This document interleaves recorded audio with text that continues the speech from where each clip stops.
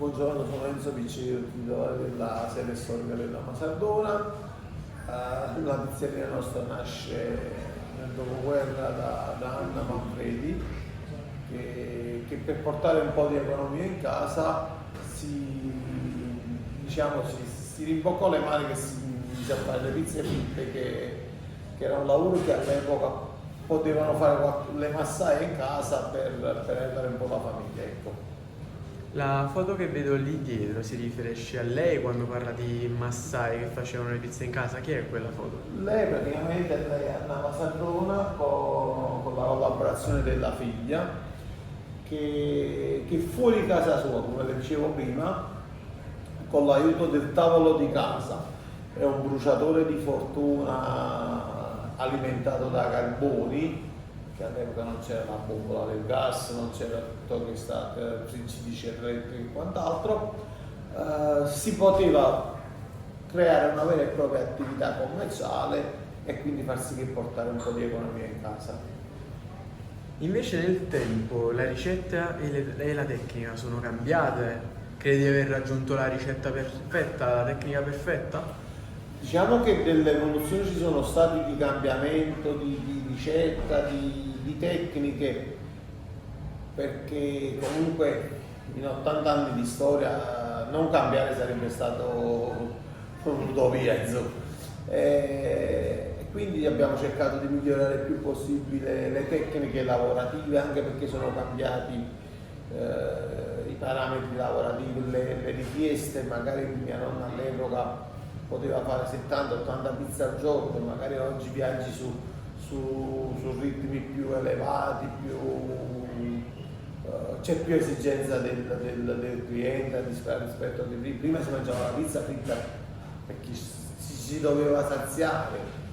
Capite? Quando parliamo di pizza fritta, questa è stata la genialità forse del napoletano dell'epoca.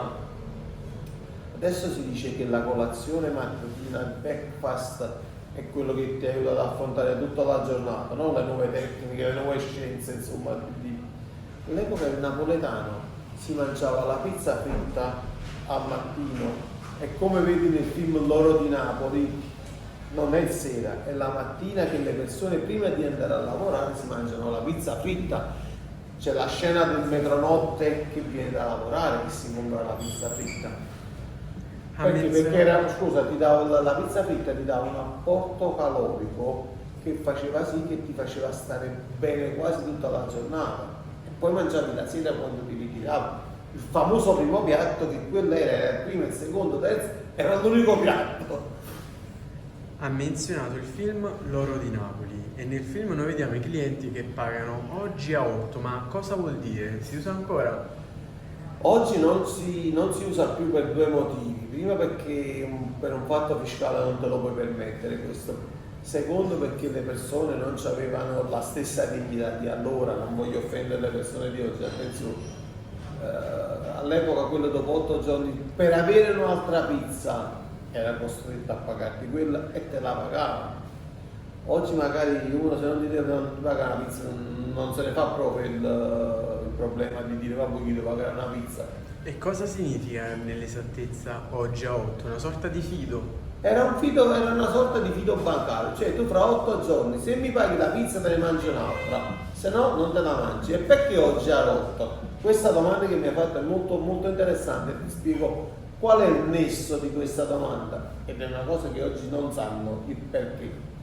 Che all'epoca la famosa massaia che faceva le pizze e quindi te la vendeva ad oggi a 8, perché lei le pizze le faceva un giorno a settimana, non le facevano tutti i giorni. Loro, ogni quartiere aveva diverse donne che facevano le pizze e ognuno aveva il suo giorno. Perché? Per non farsi concorrenza tra di loro, perché all'epoca non c'era la possibilità di conservarti quello che restava tipo cicoli, tipo provola, tipo ricotta per il giorno dopo, perché il giorno dopo non le facevi le pizze, le facevi tra 8 giorni.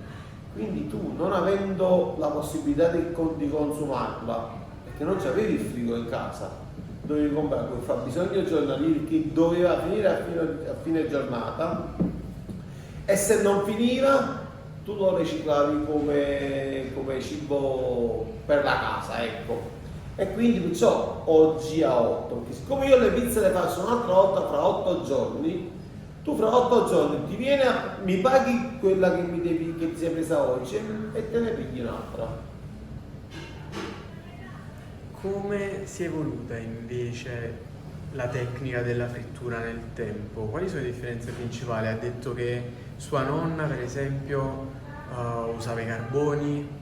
Come si è evoluta ad oggi la frittura? Questa è stata un'evoluzione grandissima, ovviamente non è venuto negli ultimi anni, già col tempo.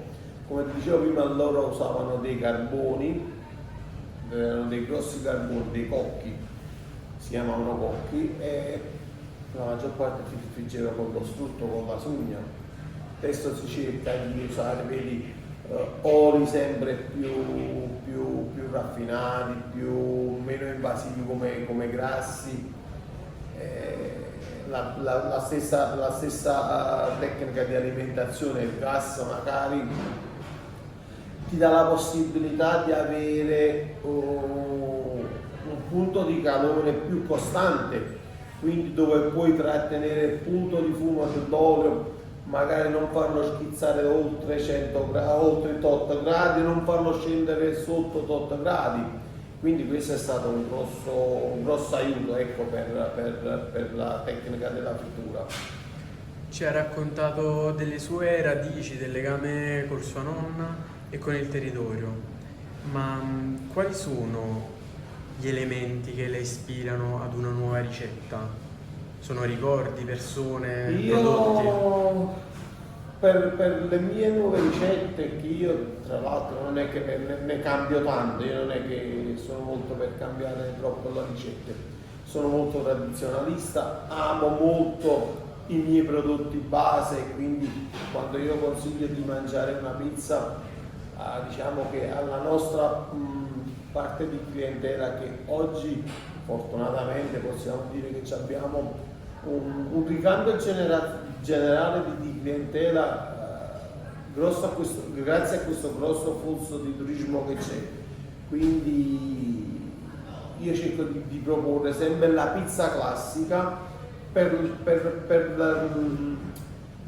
lanciare come messaggio quello che si mangiava anni fa. È inutile che io ti faccio mangiare una pizza super elaborata oggi, quando non è la stessa che faceva mia nonna. Allora se io ti devo proporre la mia pizza, ti propongo la pizza che faceva mia nonna, poi se tu ne vuoi assaggiare una nuova, ben venga. Però io come messaggio cerco di mangiare la pizza che faceva mia nonna.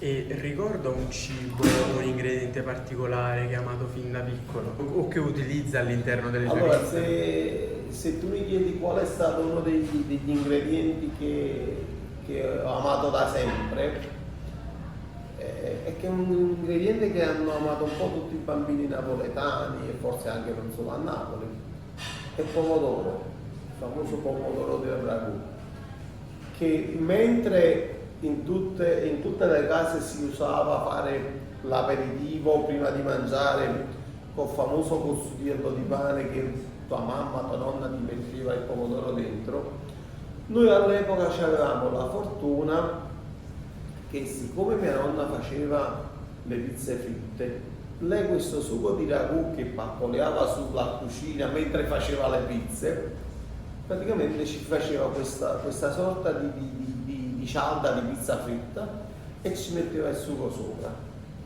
e quello era il nostro cossudiello di pomodoro. E io questa qua l'ho sempre amata, sta pizza, tanto è vero che l'abbiamo riprodotto anche nella nostra pizzeria, che oggi magari si chiama Montanara, e noi l'abbiamo chiamata nonna pizza proprio perché mi riportava a questo mio ricordo. Quindi il mio ingrediente base, forse che amo di più, può essere il pomodoro. Quindi mangia la pizza fritta da una vita, vivrebbe di pizza fritta?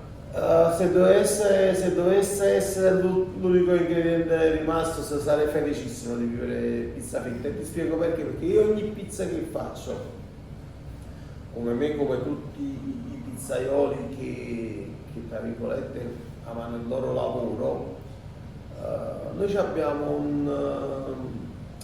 dire, un dovere nei confronti del nostro ospite cliente, che noi possiamo dire: io sono un artigiano che faccio la pizza personale per te, faccio la pizza personale per te, faccio la pizza personale per te, perché io non è che butto 1 chilo di pasta e faccio 10 piatti e lo mangiamo qui. Tu vieni e mi chiedi la pizza completa, io la devo fare prettamente per te. Un altro viene e mi chiede la pizza provola e pomodoro, io la devo personalizzare quella pizza. Quindi noi ogni pizza che facciamo è veramente una pizza personalizzata, quindi amo questa cosa, ecco. Questo mi fa sentire l'attrazione per la pizza, e ti posso dire che finché sarò in pizzeria sarà la cosa che amerò sempre di più, dedicare la massima attenzione, la massima impegno alla pizza dell'ospite che faccio. Ma può essere il personaggio, può essere il ragazzo, il garzone del sauniere, per me quella pizza deve essere una pizza speciale, cioè deve essere una bella pizza, deve essere una pizza della Masardona. Potremmo dire che la pizza fritta della Masardona sia così buona perché ha questo ingrediente segreto, e questo è l'ingrediente segreto che la rende speciale? Non è un segreto, ti ripeto, forse è buona per questo, perché noi prestiamo la massima attenzione a ogni pizza che esce, che noi ogni pizza che esce deve essere buono, quello che come vedi in video, in foto o sul libro, o quello che vedi nel piatto, deve essere uguale. Ci ha raccontato che la sede storica è una meta per moltissimi turisti, quindi potremmo dire che la Masardona è, diciamo, un pilastro della cultura napoletana, ed è quello che racconta la serie Napoli racconta Napoli. Ci può parlare di più di questa serie?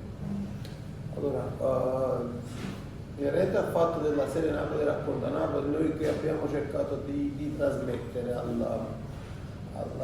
all'utente che vede il video, non quello di promuovere il prodotto Masardona, ma di promuovere Napoli in generale, come?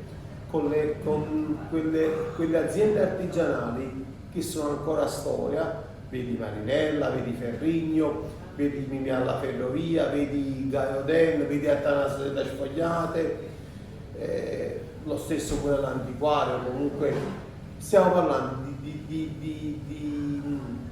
di artigiani che fanno questi da 80-100 anni e promuovono il loro prodotto con la loro napoletanità e quotidianità.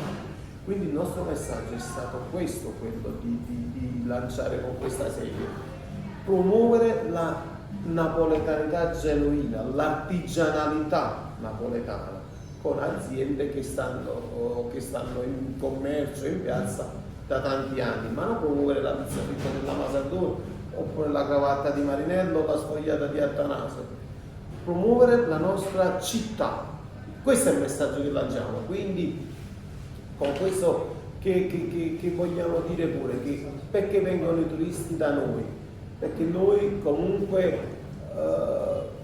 con i turisti abbiamo la massima attenzione, come ce l'abbiamo con tutti, tra l'altro, proprio per lanciare il messaggio che Napoli è una bella città, che i napoletani sono una bella città, e non è solo camorra, spazzatura o quant'altro.